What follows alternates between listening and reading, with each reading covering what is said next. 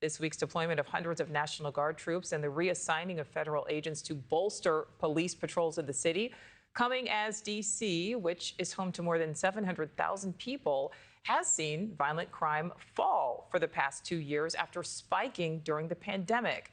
D.C. has also seen 100 homicides so far this year, although that number is lower than in recent years at this point and well below historical highs in the early 1990s, when the city's population was also actually much smaller. NewsNation's Joe Khalil is live outside the National Guard Armory there in D.C. Joe, the president made it clear he wants to make Washington an example for the rest of the country. Yeah, and it's really major news and a big update in this story for a couple of reasons, Nichole. President Trump saying that he's going to go to Congress to request that they extend his authority to beyond 30 days for this Washington, D.C. takeover. Another reason this is big news is because we know that the D.C. Police Union actually expressed support for the president when he announced the federalization of their own department.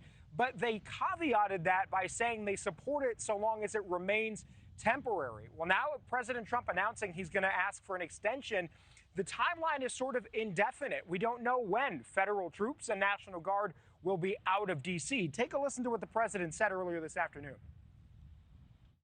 Fighting crime is a good thing. We have to explain. We're going to fight crime. That's a good thing. Already they're saying he's a dictator. The place is going to hell, and we've got to stop it.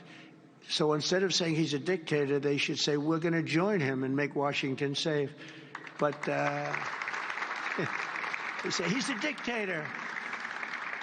And then they end up getting mugged, and, but the stats are very bad. But we're going to, I think we'll actually get Democrat support.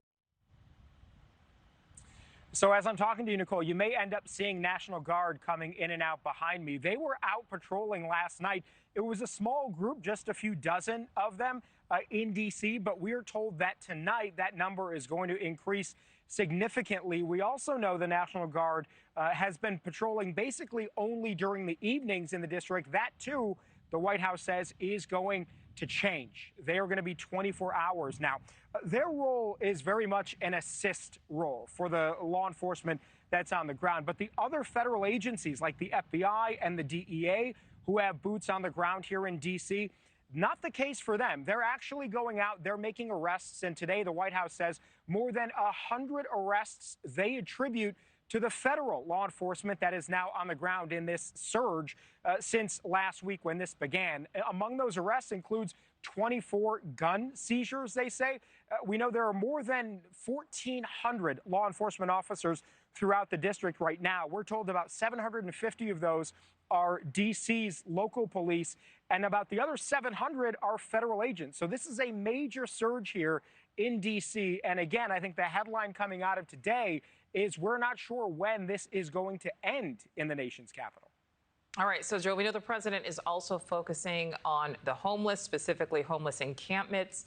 We have some new video showing one of the tents being taken down this morning. What else are you learning?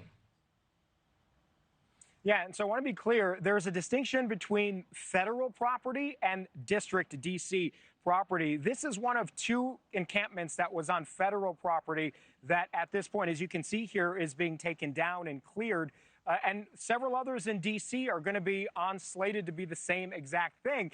We know that the White House has already come out and said that if you are homeless, if you're living and sleeping in one of these tents, you're going to have a choice. You're either going to have to go to a shelter or go to some kind of a mental health facility, or you could pay fines, potentially even be arrested. Now, all of this, D.C. Mayor Muriel Bowser has been pushing back on today and overnight. She called this an authoritarian push. That tone from her significantly different from what we heard from the mayor just a couple of days ago, Monday and Tuesday, saying that she was going to be working with the Trump administration, talking about her meetings with the attorney general going well and being productive. Her use of the word authoritarian last night really did signal a shift, perhaps, in how the mayor views all of this.